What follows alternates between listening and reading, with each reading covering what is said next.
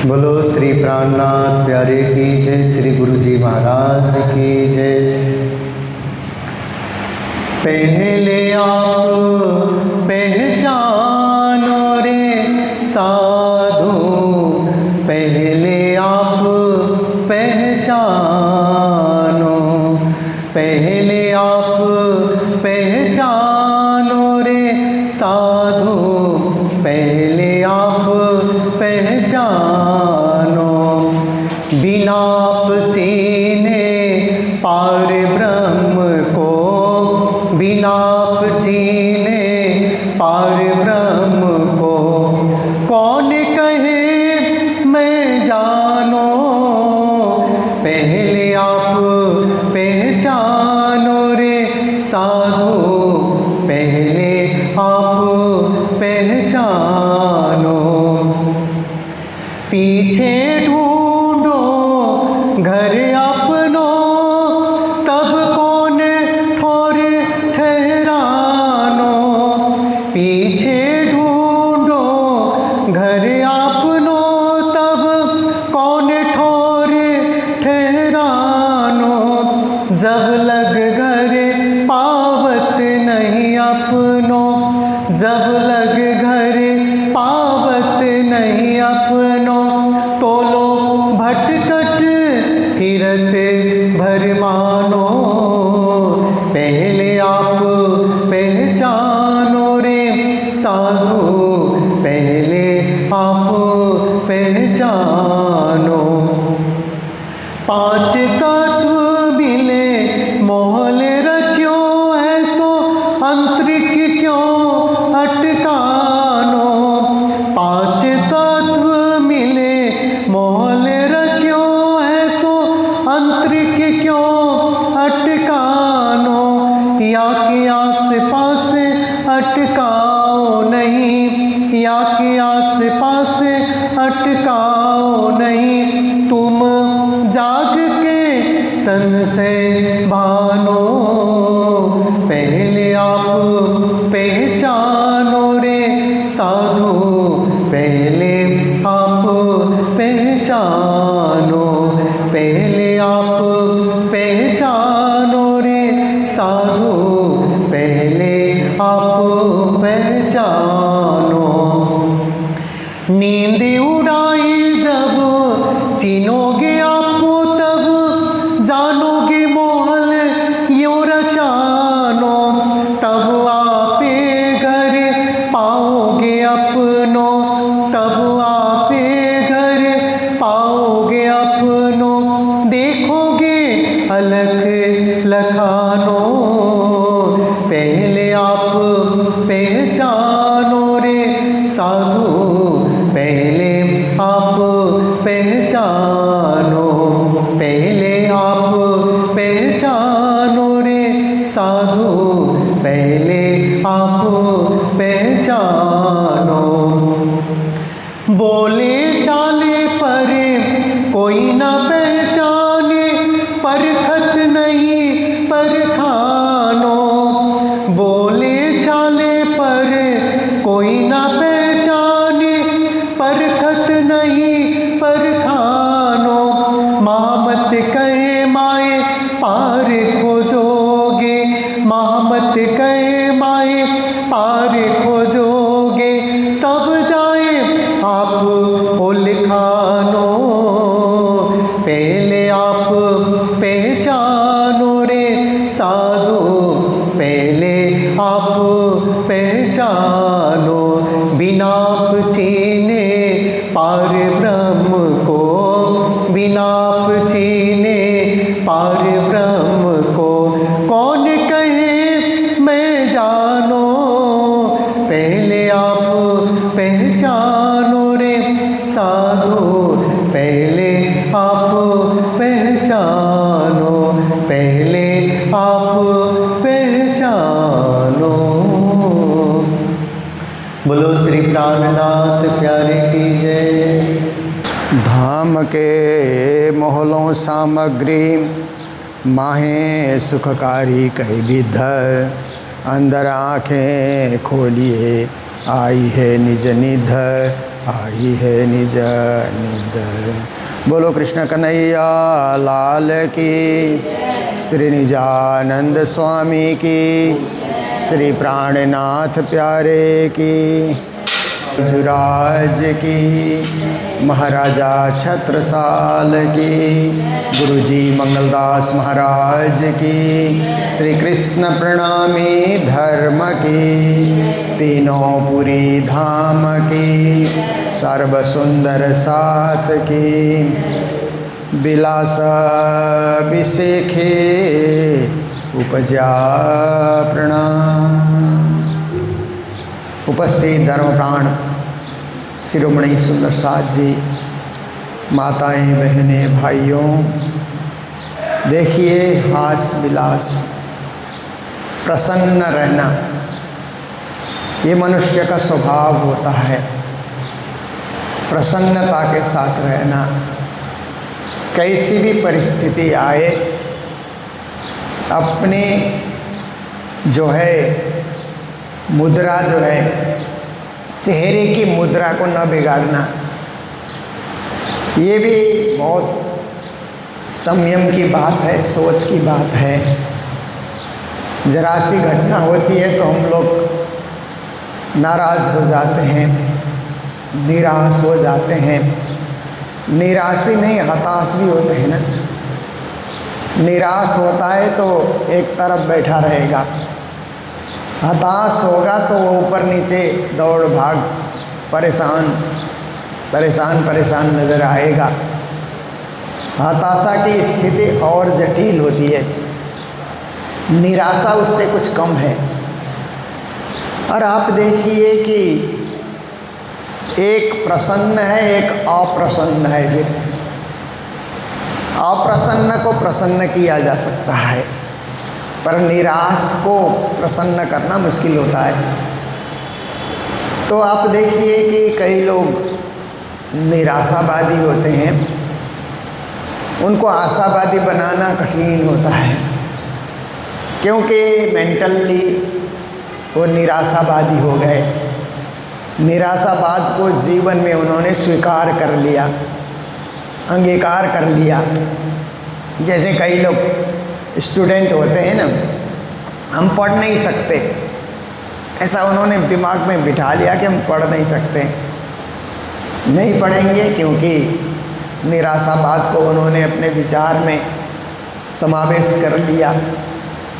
और हम पढ़ सकते हैं, ऐसा जिनके दिमाग में आता है वो पढ़ेंगे, आगे बढ़ेंगे और लक्ष्य को प्राप्ति करेंगे। तो देखिए कि निराश होना ये जीवन में क्या है, एक अपशुकन है। जीवन राज्य ने दिया, विचार राज्य ने दिया, हाथ पांव राज्य ने दिया, मुस्कान राज्य ने दिया, कुछ करने की क्षमता राज्य ने दिया। सब कुछ पाकर के वे निराश ही निराश रहता है, तो वो जहाँ है वहीं रहेगा। ऐसे लोगों से आप बातें कीजिए तो आज भी निराशा की बातें करेंगे, कल भी करेंगे, 1 साल बाद भी वही बात करेंगे, 10 साल बाद भी वही क्या बात करेंगे, वहीं के वहीं होते हैं। और कुछ अप्रसन्न लोग होते हैं। अप्रसन्न का अर्थ क्या होता है कि कहीं कहीं परिस्थिति ऐसी आ जाती है कि हमारी प्रसन्नता को लोग गायब कर देते हैं। सामने ऐसे लोग आ जाते हैं, आड़े आ जाते हैं। तो जहाँ हम प्रसन्न हो करके, खुश मिजाज हो करके कुछ कर रहे हैं तो कुछ बाधा डाल देंगे, ये नहीं ये करो, ऐसा नहीं वैसा करो, ऐसे नहीं वैसे बोलो, ऐसे नहीं वैसे चलो, ऐसे करके। तो उस समय हम अप्रसन्न हो जाते हैं, क्योंकि हम जो उमंग से कर रहे थे, उत्साह से कर रहे थे, उसको लोग रुकावट डाल रहे हैं, तो तत्काल अप्रसन्नता आना स्वाभाविक है। पर ऐसे अप्रसन्न होकर के कोई बैठा है, कोई यार दोस्त, कोई साथी, कोई सुंदर साथ ऐसा मिला कि अप्रसन्न क्यों होते हो? क्योंकि फिर लगो काम में, फिर आगे बढ़ो। बड़े लोगों ने कहीं तुम्हें नई रास्ता दिखाने के लिए भी कुछ इशारा किया होगा, उन लोगों ने कहा है तो वो भी अच्छा ही होगा।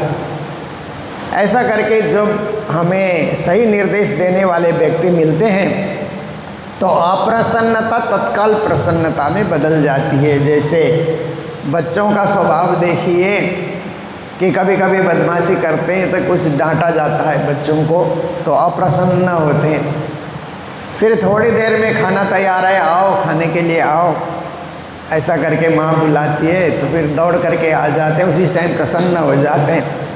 या कुछ बच्चों को थोड़े से चॉकलेट दिखा दो, मिठाई दिखा दो, तत्काल प्रसन्न हो जाते हैं। थोड़ी देर अप्रसन्नता रही पर उस अप्रसन्नता को हमने प्रसन्नता में बदल दिया, फिर पुरानी बात भूल जाते हैं, फिर खेलने लगते हैं, फिर हंसने लगते हैं, फिर सही दिशा में वो चलने लगते हैं। तो ऐसी बात है कि अप्रसन्न को, निराश को आशावादी बनाना कठिन है, अप्रसन्न को प्रसन्न करना कठिन होता है। जैसे पति पत्नी में भी आप देखिए, व्यवहार करते, घर चलाते, कभी कभी एक दूसरे के साथ अप्रसन्नता हो जाती है कि पति कुछ डांट देता है तो पत्नी निराश हो जाती है या अप्रसन्न रहती है, और कभी पत्नी ज़्यादा बोलती है तो पति उस समय अप्रसन्न हो जाता है। पर कितने देर अप्रसन्न रहेंगे? उसी घर को चलाना है, उसी घर में रहना है, साथ साथ जीना है। इसलिए फिर समय पा करके अप्रसन्नता को प्रसन्नता में हो, उसी में चलो घूमने निकलते हैं, कहीं घूम के आते हैं, सैर सपाटे कर लेते हैं, ऐसे करके बाज़ार घूम करके आते हैं, कुछ खरीद करके ले आते हैं, ऐसा करके फिर अप्रसन्नता को प्रसन्नता में बदल देते हैं। तो ऐसे ही पर प्रसन्न रहना ये बहुत बड़ा गुण है मनुष्य का, जीवन भर प्रसन्न रहना, जीवन भर खुश मिजाज रहना, जीवन भर हम ऐसे रह करके रहें कि लोगों को पता ही नहीं लगे कि हमारे अंदर कोई दुख भी है। तो ऐसी स्थिति की श्री जी महाराज यहाँ चर्चा कर रहे हैं। विलास विषेखे उपज्या, हमारे हृदय में भक्ति करने का, श्री राज्य के साथ जुड़ने का, राज्य के साथ अनुराग उपस्थित करने का ऐसा एक सुख हमको मिला, ऐसी प्रसन्नता हमारे जीवन में आई कि हम उनके साथ विलसित हो रहे हैं। विलसत बल्लभ साथ कहते हैं ना, उसके साथ हास विलास हम कर रहे हैं। ऐसी स्थिति में हम आ गए जैसे हमें पूजा किए बिना प्रसन्नता आती नहीं है, महाप्रसाद चरणामृत पाए बिना प्रसन्नता आती नहीं है, चंदन लगाए बिना प्रसन्नता आती नहीं है, और उसके करने से हम प्रसन्न हो जाते हैं। ललाट में चंदन है तो हमें प्रसन्नता आती है कि राज्य का चंदन हमने अपने सिर पे लगा लिया है, और फिर महाप्रसाद चरणामृत पा लिया, राज्य का भोग धराया हुआ पा लिया तो दिन भर प्रसन्नता रहेगी, असंतुष्टि नहीं रहेगी। और कंठी गले में है, हाँ है, प्रसन्नता है, कंठी टूट गई तो उसी समय अप्रसन्नता आती है, फिर उसको पिरो करके पहन लो तो फिर से प्रसन्नता आ जाती है। आप देखिए तो निराश जो लोग होते हैं वो सोचते हैं कि कंठी टूटी अभी ऐसा करके कभी डालते नहीं है। निराशावादी लोग प्रसाद मिला नहीं मिला ऐसे करके कभी पाएंगे नहीं भी पाएंगे, वो सुधर नहीं पाते हैं। पर अप्रसन्न व्यक्ति तत्काल प्रसन्नता को ग्रहण करके सुधर जाता है। तो श्री जी कहते हैं ऐसे ही प्रसन्न आप रहो, हास विलास में आप रहो। मुझे भक्ति मिली, सेवा मिली, साधना मिली और परमात्मा के साथ एकाकार होने का मौका मिला, इससे खुशी मेरे जीवन में क्या होगी। और संसार की खुशी तो आती है जाती है, संसार तो परिवर्तनी संसार है कहते हैं ना। जो भी है आज परिवर्तन होगा, कल जैसा आज नहीं, आज जैसा कल नहीं। ये संसार का नियम है, परिवर्तित होना, परिवर्तन को देखना, परिवर्तन का अनुभव करना, ये प्रकृति का नियम है। और हम भी प्रकृति का शरीर धारण करके बैठे हैं तो चलता रहेगा, उसमें कोई हम सुधार नहीं ला सकते, प्रकृति के हिसाब से ही चलना होगा। पर आत्मा की प्रसन्नता और परमात्मा की जो भक्ति है उसको हम अपने कंट्रोल में रख सकते हैं। जो अपने कंट्रोल में है उसको हम कंट्रोल में रख सकते हैं। जो कंट्रोल में नहीं होता है उसको कंट्रोल करने की कोशिश भी नहीं करनी चाहिए। जैसे आप देखिए इसी शरीर में भी आप देखिए कुछ चीज़ें ऐसी है कि जैसे आपको छींक आ रही है, आएगी आएगी, अब क्या करोगे, कैसे कंट्रोल करोगे? वो तो निकलेगी निकलेगी। खांसी आ रही है, हिचकी आ रही है, नहीं रोक सकते हैं आप। इसी तरह से शरीर में जो देह क्रिया की प्रक्रिया है उसको भी नहीं रोक सकते हैं। वो होगा ही होगा, आपको जाना ही होगा। सुबह उठ करके आपको शारीरिक स्वच्छता के लिए जाना ही होगा, उसको भी आप नहीं रोक सकते हैं, किसी प्रकार आप नहीं रोक सकते हैं। पर आप देखिए कि क्रोध को आप रोक सकते हैं, क्योंकि एकदम से क्रोध आया तो ये भी नहीं रुकेगा, ऐसी बात नहीं। आप चाहें तो क्रोध को आप दबा सकते हैं, हिचकी को नहीं दबा सकते, खांसी को नहीं दबा सकते आप, और छींक को नहीं दबा सकते, पर लोभ को दबा सकते हैं, अहंकार को दबा सकते हैं। इसी तरह जो दीर्घ सूत्रीपन है या आप देखिए आलसी स्वभाव है, ऐसी चीज़ जो हैं इन चीज़ों में परिवर्तन लाया जा सकता है। इन चीज़ों को सुधारा भी जा सकता है और कहीं रोकने की ज़रूरत है, रोका भी जा सकता है। तो जो प्राकृतिक चीज़ें हैं वो तो चलती रहेगी, पर जो मन की चीज़ें हैं, मन को बस में करना, उसको हम अपने हिसाब से कंट्रोल करके चल सकते हैं। तो श्री जी महाराज कहते हैं कि धाम के विलास विषेखे उपजया अंदर की वो विचार, पर उस प्रसन्नता को बनाए रखने के लिए अंदर से विचार करना पड़ेगा, आत्मा से एकदम ध्यानपूर्वक आपको अंदर से विचार करना होगा। तो कहते हैं ऐसे आप विचार करते रहो। अनुभव अंगे आया, फिर आपके जीवन में एक अनुभव अंदर से प्रकट होगा। काम आपने किया है ना, उसका अनुभव होता है ना, और जिसने काम नहीं किया है वो परेशान हो जाता है। जैसे जिसने पूजा नहीं की है और कभी पूजा करने के लिए उसको बोल दिया जाए तो वो एकदम से घबरा जाता है, श्रृंगार कैसे करेंगे, है ना, चंदन कैसे घिसेंगे, भोग कैसे तैयार करेंगे, ये सब करके वो एकदम परेशान हो जाता है। पर जिसने पूजा की है उसको अनुभव होता है, तो उसको कहीं भी पहुंचाइए, घर में हो, परदेश में हो, कभी किसी के घर में जा कर के रुकना पड़े और वहाँ पूजा करना पड़े, कहीं मंदिर का श्रृंगार हो रहा है, नया मंदिर का ओपनिंग हो रहा है, आप फट से श्रृंगार धरा देंगे। आपके पास अनुभव है, कार्य करने के लिए आपने पहले से अपने आप को तैयार कर रखा है, तो अनुभव अंगे आइया। ऐसे ही जो परिवार चलाने का भी अनुभव होता है, समाज चलाने का भी अनुभव होता है, तो अनुभव के हिसाब से समाज चलाया जाता है। मीटिंग चलाने का, मीटिंग कंडक्ट करने का भी एक अनुभव होता है।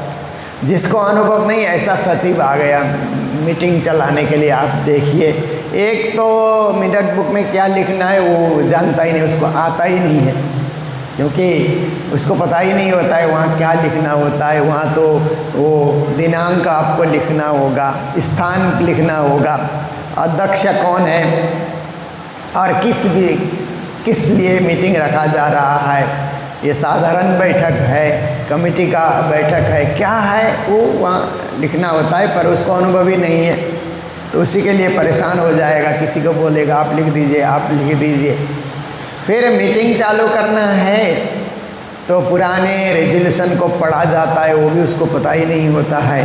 तो फिर उसके बाद पुराने रेजोल्यूशन में क्या काम हुए नहीं हुए उसकी चर्चा की जाती है। फिर आज का जो रेजोल्यूशन लेना है, आज का जो प्रस्ताव लेना है, उस पर बातें होती है, एक के बाद एक प्रस्ताव लेते जाओ। कभी कभी कुछ मेंबर ऐसे आ जाते हैं कि एक ही प्रस्ताव को खींचते रहते हैं, टांग खींचने की तरह प्रस्ताव को लोग खींचते रहते हैं, तो उनको रोक देना कि ये बात हो चुकी है। और कोई एक आदमी किसी प्रस्ताव को होने नहीं देता है तो वहाँ पर देखना होगा बहुमत में क्या है, बहुमत के हिसाब से भी इसको पास किया जा सकता है, एक आदमी उसको रोक ही नहीं पाता है। तो ये क्या है कि अनुभव की बात है। जैसे माताओं को अनुभव होता है कि घर में 4 सदस्य हैं तो कितना भोजन बनाना है, फट से उनको अनुभव होता है। चलो 4 और गेस्ट आ गए, कितना राशन बढ़ाना है, चावल कितना बढ़ाना है, दाल कितना बढ़ाना है, अनुभव होता है ना। और किसी को अनुभव नहीं है तो ज़्यादा बना देगा, कभी कम बना देगा, कभी ज़्यादा नमक डालेगा, कभी कम नमक डालेगा। तो हर चीज़ में अनुभव की बहुत ज़रूरत है। श्री जी कहते हैं अनुभव अंगे आइया, आपके अंग में, आपके जीवन में अनुभव भी आ गया। भक्ति करने का अनुभव, ध्यान लगाने का अनुभव, 25 पक्ष परम धाम का अनुभव, परम धाम का स्वरूप कैसा है, किस प्रकार से परम धाम का बनावट है, वो भी आपको अनुभव में आ गया।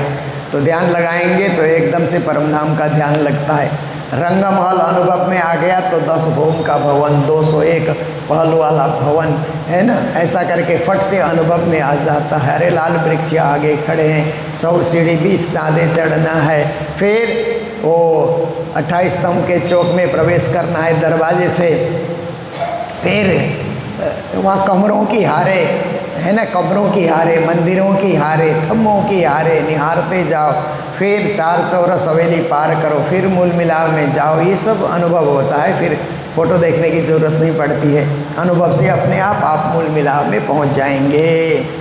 तो अनुभव आएंगे, आइए याद आए आधार, तो अनुभव से राज्य का ध्यान भी हो जाता है, फिर राज्य का ध्यान अपने आप लगने लग जाता है। तो आप देखिए कि जब ध्यान नहीं लगे, कई लोग पूछते हैं कि हमारा ध्यान नहीं लगता है, तो जब तक ध्यान न लगे तब तक उनकी फ़ोटो आप देखिए, राजश्यामा की फ़ोटो आप देखिए, मूल मिलावे की फ़ोटो आप देखिए, और देखते देखते आपको अनुभव होगा, फिर देखने की ज़रूरत ही नहीं पड़ेगी। जैसे है ना, छोटे बच्चे हैं ना, उनको भारत का नक्शा दिखाना पड़ता है ना, मैप, भारत कैसा है बोलने के लिए वो मैप दिखा दिया जाएगा। एकदम ऊपर कश्मीर है सिर जैसा, नीचे कन्याकुमारी है, उधर गुजरात और कच्छ की खाड़ी है, इधर आसाम सिलचर। अब देखिए ना, ये सब है भारत। ऐसा करके जब उसको बता दिया जाएगा, धीरे धीरे बच्चा देखेगा। पहले तो ग्लोब में देखता है, फिर किताब की फ़ोटो में देखता है, फिर उसको अनुभव हो जाता है तो कुछ देखता ही नहीं है। आप फट से बोलेंगे कि हम दिल्ली से आए, बच्चे को पता लग जाएगा दिल्ली कहाँ है। हम कलकत्ता से आए, पता लग जाएगा। तो अनुभव हो गया ना। अनुभव होने से आपको फिर से वो ABCD पढ़ने की ज़रूरत नहीं होती है। तो ऐसे ही परमधाम का ध्यान भी जब अनुभव में होता है, और राज्य भी बार बार जब हम देखते हैं, क्योंकि पढ़ाई शुरू तो मूर्ति से ही होती है ना, ABCD की भी मूर्ति होती है, ख ख ग घ। आजकल तो खिलौने की तरह मूर्तियाँ होती है, उनको जोड़ करके अक्षर भी बनाया जाता है। जब अनुभव होता है तो फिर मूर्ति की ज़रूरत नहीं पड़ती, फिर किताब की ज़रूरत पड़ती है, फ़ोटो की ज़रूरत, किताब की ज़रूरत पड़ती है। वो भी अनुभव हो गया तो उसकी भी ज़रूरत नहीं पड़ती है। और फिर आपको क्या है, अनुभव से ही सब कुछ करना है। जैसे हम लोग कहीं कथा प्रवचन करना है तो सब जगह बाणी खोल करके बैठने की ज़रूरत नहीं रहती है, चौपाइयाँ याद है ही है। क्योंकि जहाँ मंदिर है, जहाँ व्यवस्था है, तो वहाँ तो आप बाणी खोल करके कीजिए, एक एक चौपाई का विश्लेषण कीजिए।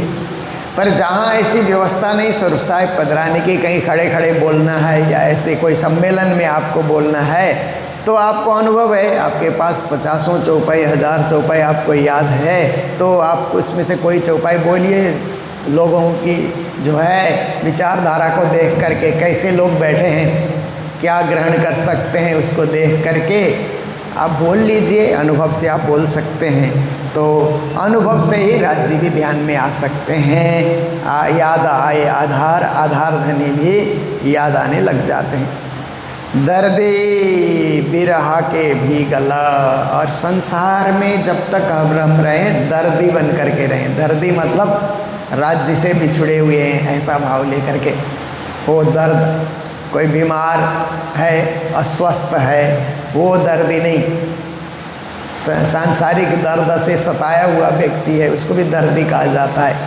पर हम लोग तो परमात्मा के प्यासे हैं ना, मैं तो पियासी चरणों की दासी, हम दर्दी हैं तो चरणों के दर्शन के लिए हम दर्दी बने हुए हैं। तो ऐसे दर्दी स्वभाव रखना, दर्दी स्वभाव हम रखेंगे तो फट से हम राज्य के सेवा में पहुंच जाते हैं। दर्दी स्वभाव हमारा रहेगा तो क्या होगा कि कहीं से हम आए तो पहले मंदिर के दर्शन, नहीं तो दर्दी स्वभाव नहीं है, राज्य के प्रति इतना आकर्षण नहीं है तो क्या होता है, आएगा फिर बोलेगा रूम किधर है, बोलेगा रूम खोलो हमारे लिए अरेंज कर दो, रूम में जाएगा, कई देर बैठेगा, मिले तो चाय पानी भी कर लेगा, फिर बाद में मंदिर में आता है, देर से मंदिर में आता है, वो दर्दी नहीं माना जाएगा उसको। बिछुड़न का दर्द उसको नहीं है। बिछुड़न का जब दर्द दिल में प्रकट होता है तो फट से आते ही सबसे पहले राज्य के दर्शन हो सके, राज्य का महाप्रसाद चंदन जो भी है उसको धारण करो, ग्रहण करो, फिर इसको प्रसन्नता आती है। फिर बाद में जा कर के कहीं रूम की व्यवस्था देखता है, फिर उसके बाद भोजन की व्यवस्था कहाँ है, सत्संग की व्यवस्था क्या है, चर्चा की व्यवस्था कहाँ है। अब देखिए दर्दी होने से बिरहा के भीगल, क्योंकि उसके दिल में एक बिरहा है कि राज्य से बिछुड़े हुए हैं, पिया से बिछुड़ कर खेल में आए, एक भजन है ना। अब तो लोग नए नए भजन गाते हैं तो पुराने भजन छूट जाते हैं, और बहुत अच्छा भजन है कि पिया से बिछुड़ कर खेल में आए। ये एक बिरहा का भाव कि राज्य हमारे परमधाम में है, हम संसार में हैं, ऐसा एक बिरहा से भीगा हुआ रहना चाहिए, उस बिरहा रूपी सागर में गोता लगाया हुआ होना चाहिए। जानो दूर थे आए विदेशी, जैसे कोई विदेश चला जाता है तो बड़े दिन तक उसकी याद आती है ना, विदेश चला गया है, विदेश चला गया है, और विदेश से लौट करके आता है तो उससे मिलने में कितनी प्रसन्नता होती है, खुशी होती है कि लौट करके आ गया विदेश से, ऐसा करके। तो ऐसे ही हम भी संसार को श्री जी महाराज ने विदेश माना है, तो इस विदेश में हम आए हुए हैं और स्वदेश में राज्य बैठे हुए हैं। तो स्वदेश में बैठे हुए श्री राज्य को विदेश में बैठी हुई आत्माएं सखियां उनके चरणों में पहुंच रही है, तो कितनी खुशी होगी। और इसको दोनों तरफ से हम समझ सकते हैं, क्योंकि संसार को हमने घर माना है, तो परमधाम से राज्य आए तो बड़े दिनों के बाद राज्य का अनुभव हुआ, राज्य का दर्शन हुआ, बड़े दिनों के बाद किसी मंदिर के दर्शन में पहुँचे तो एक खुशी होती है ना। जैसे परदेसी कोई आया हो, विदेशी से हम दूर से कोई आए हुए व्यक्ति से मिलन हो रहा है, ऐसा अनुभव होता है। वो अनुभव भी निराला होता है, उसका अपना महत्व है, उसकी अपनी खुशी है, और उस मिलन का अपना एक प्रकार का आनंद है। घर उठ बैठे पल में, ऐसा अनुभव आप बटोरते बटोरते जाइए और मूल घर को याद करते रहिए कि परमधाम हमारा आत्मा का मूल घर है, वहीं जाना है, वहीं जागना है, वहीं पहुंचना है। उसके बिना गति नहीं, उसके बिना मति नहीं, उसके बिना रति नहीं, आनंद नहीं, सब कुछ तो परमधाम में ही है। ऐसा आप जब विचार करने लगते हैं तो ये विचार ही आपको जागृत कर देता है, और घर उठ बैठे पल में। फिर जब जागने का वक्त आता है तो पल भर में परमधाम में जागृति होती है। देखिए हम कई वृद्ध पुरुष माताएं जो होती है उनसे मिलना होता है, समाज के हर क्षेत्र में जाते हैं तो वृद्ध लोग तो कहीं ना कहीं होते ही होते हैं। तो कई 80, 90, कई 100 साल के भी। अभी एक मैं सलकपुर में था, तो मैं जैसे ही चर्चा से उठा तो एक सुंदर साथ मेरे को बोला कि मेरी माँ वृद्ध है, आई हुई है, तो वो चल के नहीं आ सकती है, आप उनको दर्शन दीजिए। तो मैं फिर हॉल के अंदर चला गया, तो मैंने माता जी को देखा, बेचारा पहले से वो दक्षिणा तैयार करके बैठी हुई थी, फूल दक्षिणा लेकर के। वो ग्रहण करने के बाद मैंने माता जी को कहा कि कितनी उम्र है? 102 साल बोलती है। चल करके सत्संग में कुर्सी में बैठिए, मज़े से आप देखिए।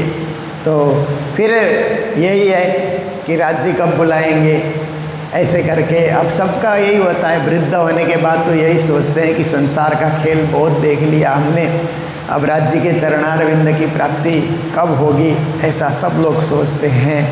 पर जब राज्य बुलाएंगे तो हमको सोचना भी नहीं पड़ेगा, सोचने का मौका भी नहीं देंगे, फट से बुला लेते हैं। यहाँ यही बात बोल रहे हैं कि घर उठ बैठे पल में, जब बुलौआ का आता है, घंटी बजती है तो घंटी बजी सो बजी, फिर हम रुकेंगे ही नहीं। जैसे घंटी बजते ही बच्चे स्कूल के अंदर आ जाते हैं ना, स्कूल एरिया में गेट से अंदर आ जाते हैं, ऐसे ही हम भी उस मूल मिलाप में जागृत होंगे, घर उठ बैठे पल में।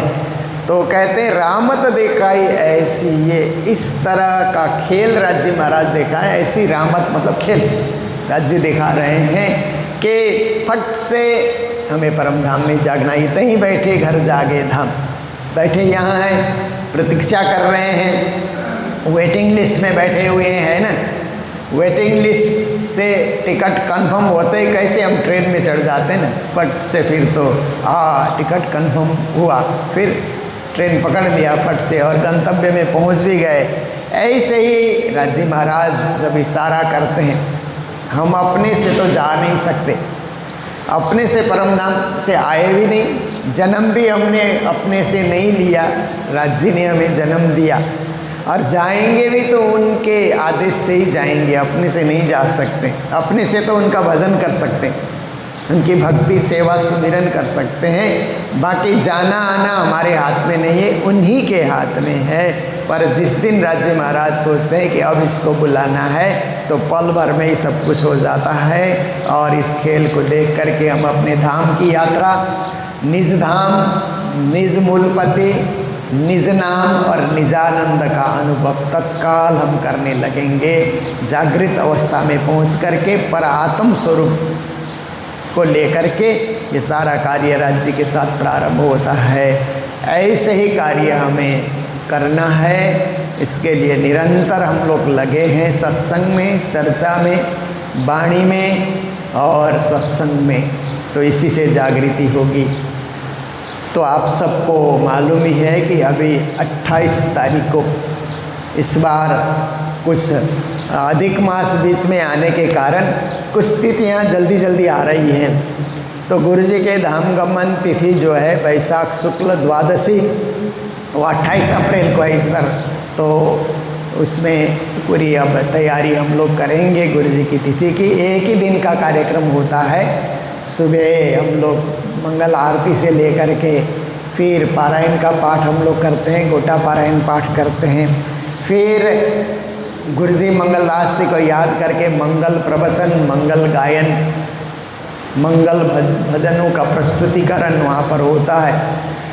ये सब करते करते हम लोग जब 1, 1:30, 2 बज जाते हैं तो हम लोग फिर भंडारा कर देते हैं। उसके बाद इस साल हमने वाणी प्रतियोगिता का कार्यक्रम रखा है, क्योंकि बीच में 2:30 से लेकर के 4:30 बजे तक बीच में खाली समय होता है, तो लोग उस समय वाणी प्रतियोगिता में बैठें और वाणी गायकों को वहाँ पर हम लोग गाने के लिए समय देंगे, तो उनको कुछ पुरस्कृत भी करेंगे। प्रतियोगिता के रूप में रखने से थोड़ा और इंटरेस्टिंग होता है और लोग तैयारी से आते हैं, फिर उनको पुरस्कृत भी किया जाएगा। उसके बाद फिर आप देखिए 5 बजे से तो गौरी आरती शुरू हो जाती है, और गौरी आरती पूरी हुई तो 108 भोग धराया जाता है। उसके बाद फिर गुरु जी के कमरे के सामने बिरहा वाणी का गायन होता है, 7:30 बजे आरती होती है, फिर 8 बजे तक कार्यक्रम का समापन भंडारा होता है। तो ये सुंदर गुरु जी को याद करने का और गुरु जी के चरणों में अर्पित होने का ये कार्यक्रम तिथि हमारे सामने आ रही है, उसको भी सांगोपांग विधि से हम लोग सफल कर सकें, इसी प्रार्थना के साथ आप लोगों को सूचना देते हुए अभी के प्रसंग को हम यह विराम देने जा रहे हैं। जय जयकार के साथ बोलो श्री प्राणनाथ प्यारे की, सद्गुरु महाराज की, श्री धाम के धनी की, दर्दी बिरहा के भी गला